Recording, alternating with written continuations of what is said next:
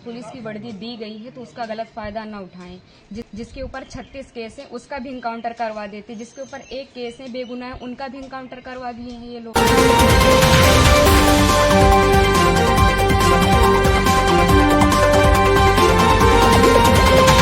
आपने पहले ही अंदेशा जताया था, क्या कहना चाहती हैं? सर, हम यही कहना चाहते हैं कि पुलिस की वर्दी दी गई है तो उसका गलत फायदा न उठाएं। जिसके ऊपर 36 केस है उसका भी इनकाउंटर करवा देते, जिसके ऊपर एक केस है बेगुनाह उनका भी इनकाउंटर करवा दिए हैं ये लोग। अगर इसमें 15 लोग शामिल हैं, 14 लोग शामिल हैं तो सबका इनकाउंटर होना चाहिए। ये जो दिखाते हैं ना, ये कानून वास्तव में अंधा है, कोई इंसाफ नहीं मिल रहा है। हम लोगों के ऊपर क्या बीत रही है, हम लोगों की माँ भी नहीं है, पिता हैं हमारे बड़े भाई थे। अगर हमारे पिता कुछ हो गया तो हम लोग सारे कौन थे? हमारे भाई ही तो थे। उन लोगों ने उनका भी बेरहमी से इनकाउंटर कर दिया।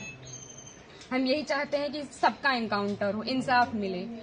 इस सरकार में हम अभी तक तो सरकार के खिलाफ कुछ नहीं बोल रहे थे, लेकिन वास्तव में जो हो रहा है बहुत गलत हो रहा है। ये नहीं होना चाहिए, चाहे फिर इसमें विपक्षी पार्टी हो या फिर कोई भी नेता हो, जो करवा रहा है बहुत गलत करवा रहा है। हम लोगों को इंसाफ मिलना चाहिए, ऐसा नहीं होना चाहिए था। जो किए हैं बहुत गलत किए हैं। भगवान तो उनको सजा देंगे ही, लेकिन उनको भी सजा मिलनी चाहिए कानून की तरफ से। अगर कोई गुनाह करता है तो उसकी सजा कोर्ट देता है, ना कि पुलिस ऐसे इनकाउंटर कर देगा। आपके भाई का क्या स्वभाव था, किस तरह से, कैसे आप लोगों के बीच में रहते थे वो? सर, हमारे भाई का स्वभाव एकदम सरल था, पढ़ने लिखने में भी अच्छे थे। हम लोगों के साथ एकदम फ्रेंड के जैसे बिहेवियर उनका था, और गए थे तो बात भी होती थी, और हम लोगों से बहुत ज़्यादा उनको लगाव स्नेह था, जैसे कि हर एक भाई बहन में होता है।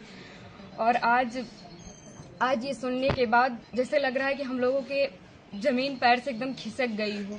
जो कानून ने किया उनको ऐसा नहीं करना चाहिए। अगर वो मिल गए थे, झूठी दिखा रहे हैं कि फायरिंग हुई, मुठभेड़ हुआ। अगर कोई छिप रहा है डर की कि हमारा एनकाउंटर ना हो जाए, तो ये झूठा अफवाह क्यों फैला रहे हैं कि फायरिंग हुई, मुठभेड़ हुआ? कुछ नहीं हुआ। उसमें फिर पुलिस को भी मरना चाहिए था ना, पुलिस का एनकाउंटर क्यों नहीं हुआ? आखिरी बार कब आए थे आपके भाई? आखिरी बार 3 जून को आए थे, 4 जून को उनका टिकट था, वापस चले गए थे सूरत, वहीं रहते थे। तो क्या एक साजिश तहत आपके भाई की हत्या हुई, एसटीएफ ने कराया? और इसमें जो विपिन सिंह हैं और जो विनय शुक्ला हैं, वो हमारे घर पे आए थे, 3-4 बार आए थे, और हमारे भाई पढ़ाई करते थे। अभी तक हम ये सब बयान नहीं करना चाहते थे, लेकिन अब हम एकदम सच्चाई बता रहे हैं। वो लोग उनको लालच देके कि ऐसा गाड़ी होगा, बंगला होगा, वगैरह वगैरह, जबकि भगवान का दिया सब कुछ हम लोगों के पास है, सब कुछ है। लेकिन फिर भी उन लोगों ने लालच दिया, और लालच में ले जाकर उनको सूरत में एक केस में फंसा दिया। उसके बाद वो थे कि नहीं थे, न ये हम लोगों को पता है।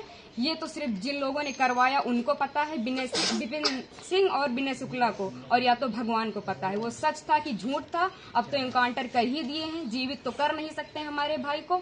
बस हम ये चाहते हैं कि जिन्होंने एनकाउंटर किया उनके ऊपर केस होना चाहिए, कि अगर कोई गुनाह होता है तो उसकी सजा कोर्ट देगा, ना कि एसटीएफ वाले या फिर पुलिस वाले। बस हम यही चाहते हैं। ठीक।